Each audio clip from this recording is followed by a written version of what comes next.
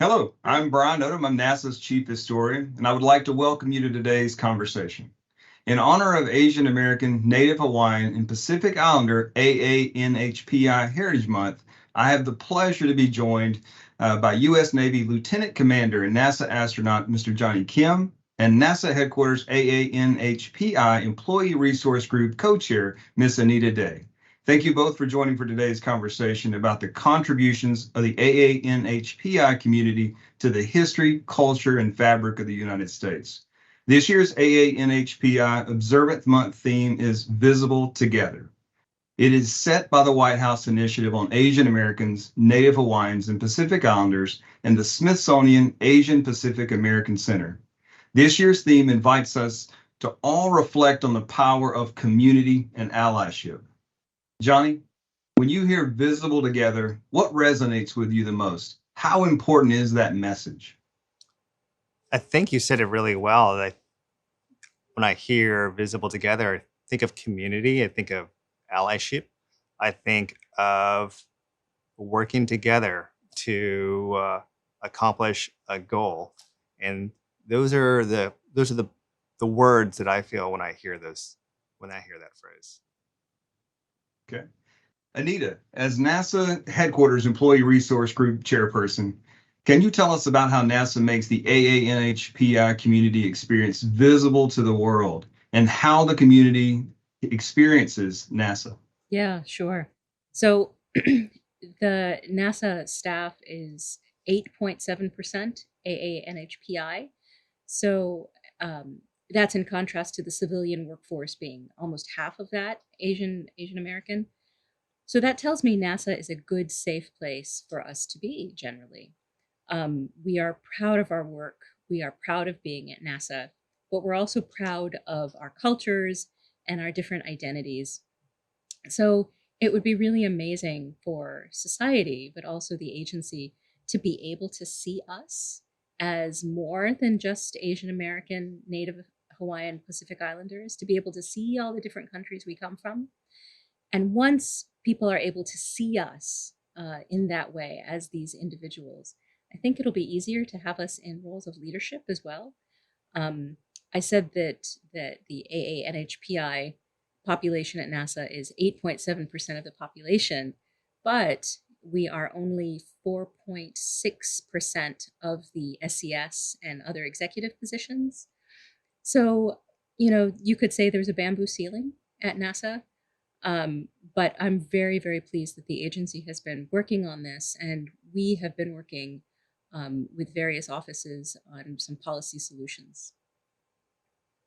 That's a great point. This is a very tough topic. My own research goes back to, looking at the Apollo program and its relationship to the civil rights movement and looking at how that decade of the 1960s really unfolded and into, a more central approach to equal employment opportunity. And really NASA in the 1970s, the early 1970s, began to think about diversity and inclusion in really meaningful ways. And I think you really see that in this, eventually the space shuttle program opens up new opportunities for visibility of all minorities, and especially in the 1978 astronaut class for that first shuttle class that I think was critically important. So you look at that class in particular. Ellison Onizuka was the first Asian American to fly in space. He was a member of NASA's astronaut class of '78. This was the first astronaut class to include women, Hispanics, Asians, African Americans. So really, I guess, Johnny, who were some of the astronauts during this period and maybe later that you really looked up to? And were there any AANHPI astronauts that influenced your path to becoming an astronaut? I would say when I think about my childhood, having heroes is important. We all know this. Having role models and people to look up to, having dreams as a child is really, really important. And growing up, I had a poster of the Apollo 11 crew, Mike Collins, Buzz Aldrin, and Neil Armstrong, that classic photo with the moon as their backdrop. I had that over my bed. And I thought it was an amazing thing. But if you had asked me, and people often do ask me, have you thought about being an astronaut? Have you always wanted to be an astronaut? The answer is No. I didn't think about being an astronaut until 6 months before I applied. And being an astronaut is oftentimes a childhood dream for so many people. And when I think about that, well, I had that Apollo 11 poster above my bed.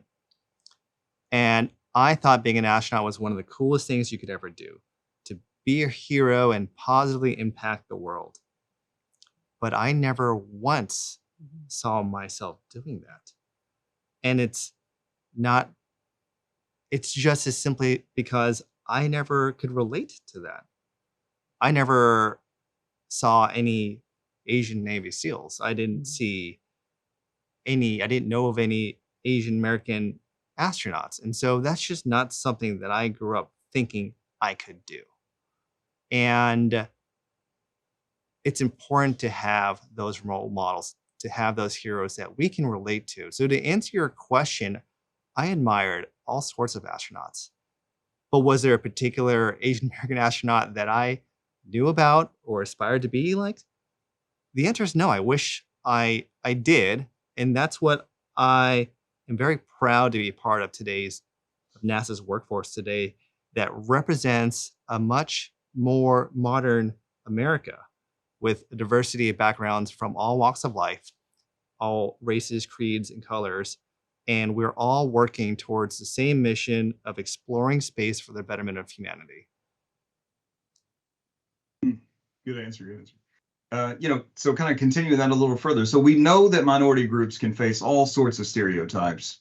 This term, model minority myth, is a persistent stereotype that really paints Asian Americans as inherently more successful than the general population, or in contrast to other minority groups. So Johnny, how did the myth help or hinder you? How did it help define the person you are today? This could be a really long and layered response. I'll try and do my best to articulate my thoughts around it.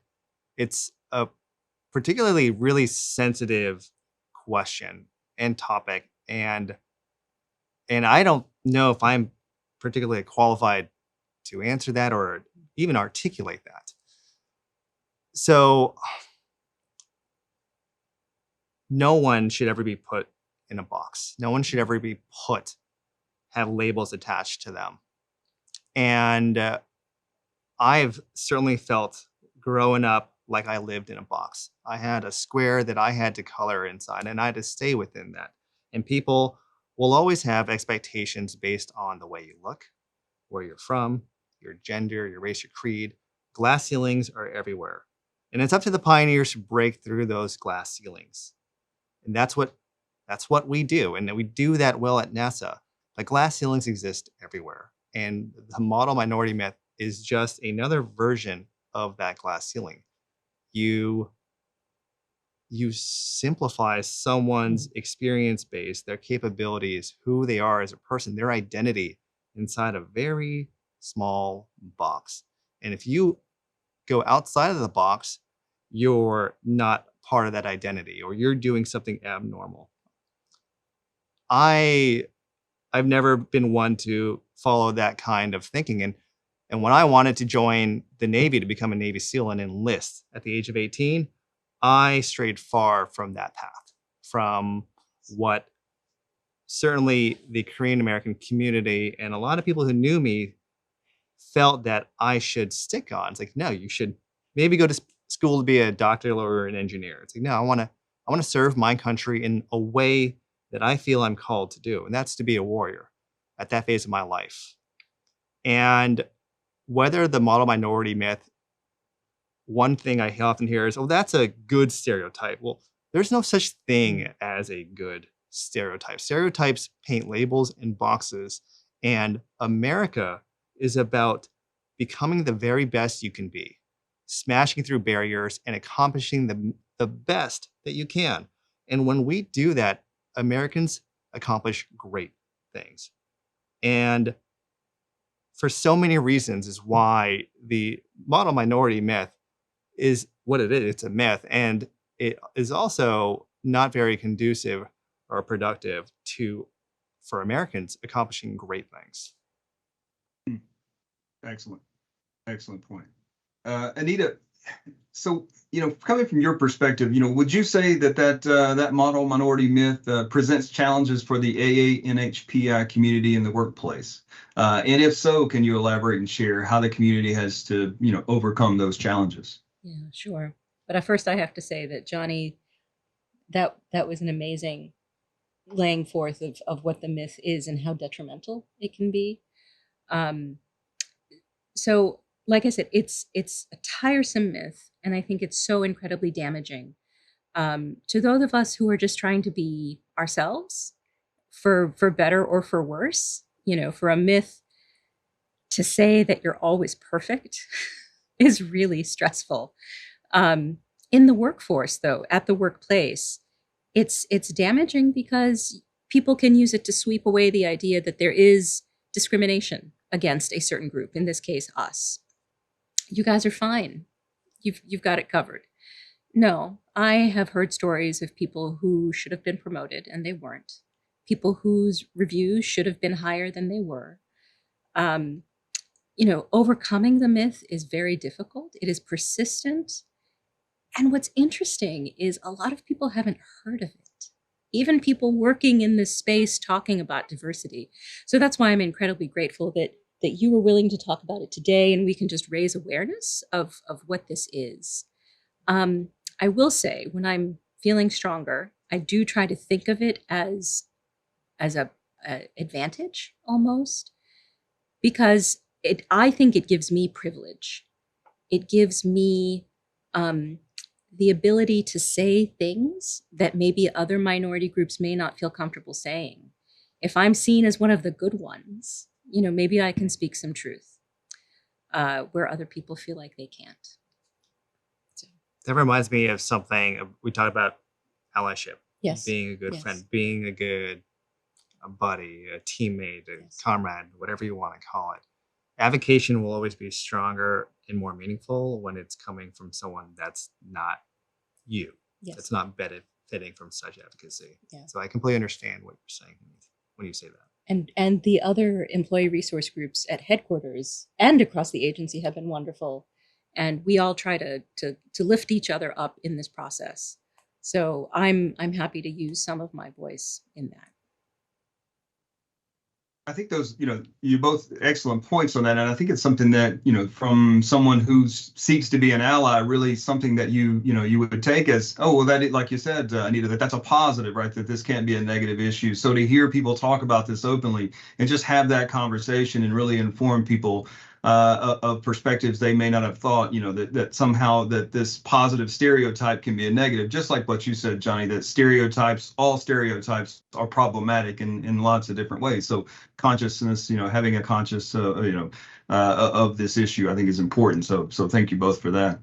So again, Johnny, you've got this other thing too, right? So U.S. Navy SEAL, astronaut, but we can't overlook this background that you have as a medical doctor, right? And the thing that we've all experienced together collectively over the last years is that, the pandemic has laid bare these inequalities in healthcare, in this country and definitely around the world. In addition, there's the other piece that is the growing awareness of intersection between climate action, racial equity, racial injustice that is around the world and definitely in this country and has a long history in this country. So what is your take on the impact of these public health issues and the stress of racism on the AANHPI community as well as minorities in general? So I think I could answer that question, but I think again it'd do a disservice to not recognize and just communicate. There are communities everywhere of all sorts of sizes and creeds and races that suffer from inequity. It's a pandemic, right? And there's not a single group that's more important than the other. And what's the impact? I mean, you can have a pretty long discussion about what the impact. You could just talk sheerly from the numbers. When I was serving as a physician in healthcare, the statistics just didn't lie. And for example, African American population had a statistically significantly increased risk of suffering from cardiovascular disease and not having the proper primary care physician follow-up. And you can see examples of the results of those inequities that exist everywhere. So the impacts are real. They have long and lasting negative impacts, but we're doing the right thing. That's where we're having a discussion about it. We recognize it. And those are always going to be the beginning steps to addressing that. Definitely, I couldn't agree more there. After hearing this conversation from you both and you're hearing your personal, really heartfelt experiences, I'm sure people in our audience will want to help, advance equity for everyone, not just as we say one group, but really thinking of it as a community, as a nation, and trying to be better. So Anita, any advice on ways that the audience can support AANHPI community and combat the invisibility caused by the generalization of such a diverse community into one really homogenous, generic stereotype? Yeah, of course. Thank you. So I would advise people to try to see us for who we are and not who they think we are. I think the first piece of that is what Johnny was talking about earlier, education, talk to us, learn about us as individuals, but also now that there's the internet, there's nothing you can't know, nothing. So do some research, read about all the different countries we come from, and then ask us questions to fill in the gaps. I would also encourage some introspection. Think about how you interact with people from our community.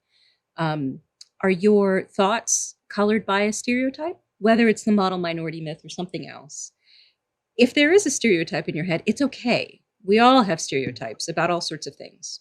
Don't feel bad, but don't let it sit there either. Think about why it's there, what it does, and then fill in that gap, because a stereotype is always filling in a gap of knowledge.